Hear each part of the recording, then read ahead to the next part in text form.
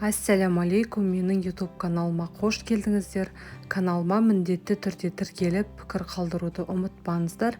Және де каналыма тіркеліп қойған кезде басқа жаңа видеоларымды жіберіп алмайтын боласыздар. Бүгін сіздерге осындай керемет ораманан дайындайтын боламын.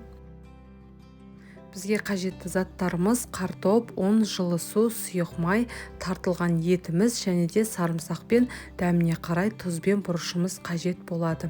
Ең алдымен бізге осылай суымызға жұмыртқа, тұзымызды езіп, яғни ұнымызды салып, қамыр илеуге кірісетін боламыз. Қамырымызды өте жұмсақ қылмай илейтін боламыз, және де бөлме температурасында иығы қанғанша осындай целлофанға салып 1 сағат көлемінде қойып қоюымыз қажет болады. Қамырымыз дайын болғанша картопымызды дайындауға кірісетін боламыз, яғни тураймыз.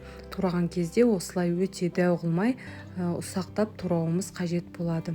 Одан кейін сарымсағымызды дәл солай 4 бұрыштап ұсақтап барлығын жақсылап турап шығуымыз қажет.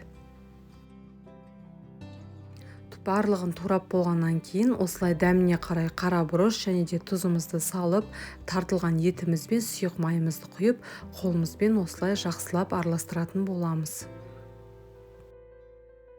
Араластырып болдық, енді қамырын жаюға кірісетін боламыз. Қамырымызға осындай кішкене ұнымызды сеуіп, оқтаудың көмегімен жұқалап жаюымыз қажет болады. Сіздердің қамырларыңыз яғни жақсы иығы қанатын болса, осылай өте тез әрі жұқа жайылатын болады. Қамырымызды жұқалап жайып болғаннан кейін осылай сұйық майымызды барлық жерге жағып шығатын боламыз. Одан кейін барлық салмасын осылай жақсылап барлық жеріне салып шығатын боламыз. Ең соңында осылай домалақтап жақсылап барлық жерін орайтын боламыз. Орап болғаннан кейін шет жағы ашылып кетпеу үшін осылай барлық жерін түйіп шығатын боламыз.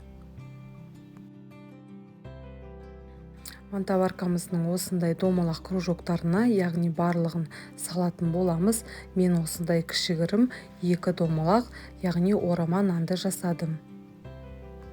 Бетіне сұйық майды жағамыз және де 35 минут көлемінде қақпағын жауып буда пісіретін боламыз.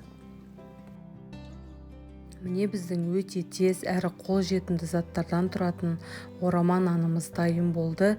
Міндетті түрде жасап көріңіздер. Сіздерге және отбасыларыңызға, балаларыңызға да ұнайды деген ойдамын. Менің каналыма міндетті түрде тіркеліп, пікір қалдыруды да ұмытпаңыздар. Барлықтарыңызға ас болсын.